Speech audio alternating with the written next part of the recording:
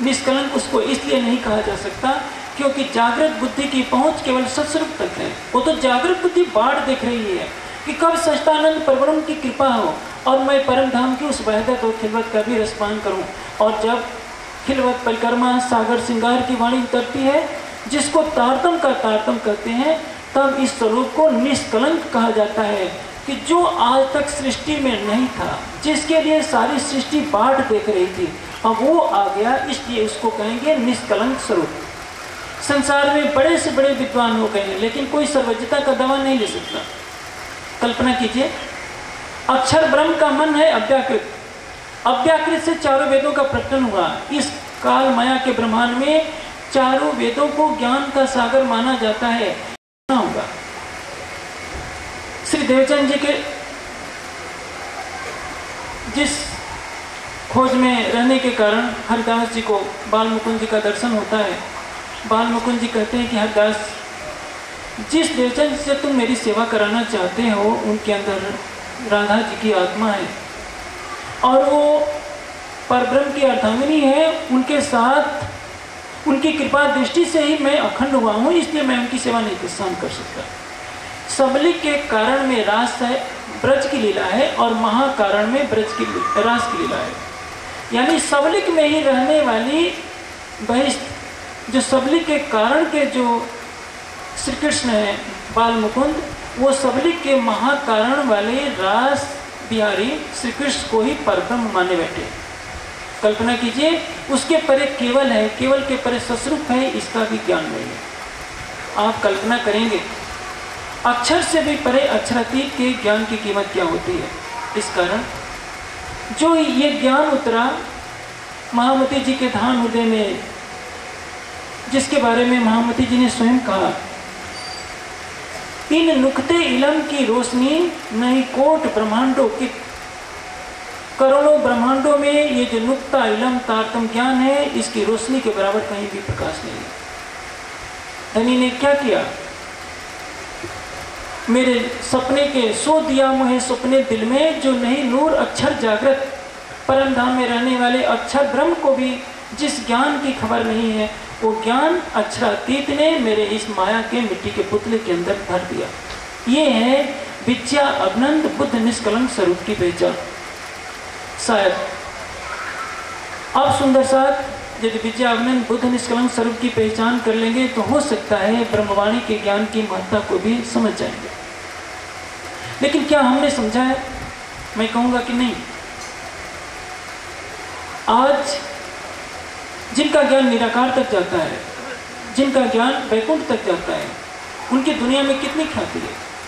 साईं बाबा के चमत्कारों से चारों तरफ साईं बाबा के कितने मंदिर बन गए। ब्रह्मा कुमारी मत कहाँ तक फैल गया। इनसे पूछिए परमात्मा कहाँ है, कैसा है, कोई उत्तर नहीं। लेकिन आपके पास वो ज्ञान है जो अक्षर के पास नहीं, नारायण के पास नहीं। आपने इस ब्रह्मवाणी को फैलाने के लिए क्या किया? आपने संगमरमर के मंदिर बनाए, करोड़ों के मंदिर बनाए, खाने पीने में खूब अच्छे खर्च किया। ज्ञान को फैलाने के लिए आपने क्या किया? क्योंकि ज्ञान की कीमत का एहसास ही नहीं हुआ, और जिसने इस ज्ञान को लाने का कार्य किया उसको भी आपने नहीं पहचाना। तभी वाणी में कहा है, आपन हजी नथी उलख्या जो विचारी मन, विविध पेरे समझा दिया अनेक कही निधि तारतम। हमने सच है आज तक कभी अक्षरातीत के स्वरूप की पहचान ही नहीं की है। यदि पहचान करते तो समाज का एक वर्ग प्राणनाथ जी को समाज सुधारक कभी नहीं कहता, प्राणनाथ जी को कभी नहीं कहता, कभी संत नहीं कहता, कभी आचार्य नहीं कहता। हमने तो निजानंद स्वामी को और प्राणनाथ जी को आचार्यों की परंपरा में खड़ा कर दिया है कि देवचंद जी पहले आचार्य, उसके बाद से प्राणनाथ जी दूसरे आचार्य। क्या प्राणनाथ जिसका अर्थ होता है प्राण रूपा प्रिया सर्वा तासाम नाथो अक्षरात् पर, तेन असौ प्राणनाथ ख्याता प्रियेश्वर। प्रियाओं का प्रियपत ही प्राणनाथ है। क्या वो प्राणनाथ किसी कहीं स्थान का एक आचार्य है जिसके ज्ञान की एक किरण सारे ब्रह्मांड को अखंड मुक्ति देने वाली है? नूर इमाम इन भात का कदी जो निकसी किरण, पसरसी पाव पल में चारों तरफों स्तब्ध धरन। सूर्य की एक किरण निकलती है, अंधेरा भाग जाता है। हमने तो सूर्य को ही एक दुनिया के आचार्यों में गणना कर डाली। इस गुनाह का कोई भी प्रायश्चित नहीं है। क़यामतनामा में स्पष्ट लिखा है, इन मोती का मोल कहियो न जाए, ना किन्हु कानो सुनाए। मोती कौन? श्री प्राणनाथ। श्री प्राणनाथ जी की महिमा को शब्दों में आंकना एक अक्षम्य अपराध है। किसी के कान में भी इतनी सामर्थ्य नहीं है कि श्री प्राणनाथ जी की महिमा को सीमित दायरों में कर सके। सोई जले जो मोल करे और सुनने वाला भी जल मरे। जो श्री प्राणनाथ जी की महिमा को शब्दों में बांधने का प्रयास करता है वो प्रायश्चित की अग्नि में जलेगा, और जो इसको सुन करके चुप रहता है वो भी प्रायश्चित की अग्नि का भागी होगा। लेकिन हम ऐसा करते हैं। हमारे परिवार के किसी व्यक्ति कोई कुछ कह देगा, हमें सहन नहीं होगा, लेकिन प्राणनाथ जी को कोई कुछ भी कहे, संत कहे, कवि कहे, भाषाओं का प्रणेता कहे, समाज सुधारक कहे, हमारे शरीर पर कोई भी जू नहीं लगती। इसका कारण क्या है कि वो आत्मीयता का संबंध हमने नहीं स्थापित किया है। हमने अपनी विद्या अभिनंद बुद्ध निष्कलंक स्वरूप को पहचाना ही नहीं। जैसे कि मैंने भी कहा, बुद्ध और कल की जागृत बुद्धि ही का स्वरूप ही घोड़े का जो स्वरूप है वही जागृत बुद्धि का स्वरूप है। शब्द का भाव एक ही है, क्योंकि आगे बुद्ध गीता में स्पष्ट कहा गया है, कल की रूपो असौ ईश्वर च परात्परम। कल के रूपी जो घोड़ा है ये भी परब्रह्म के ज्ञान को प्राप्त करके ये भी ब्रह्मतुल्य हो जाएगा।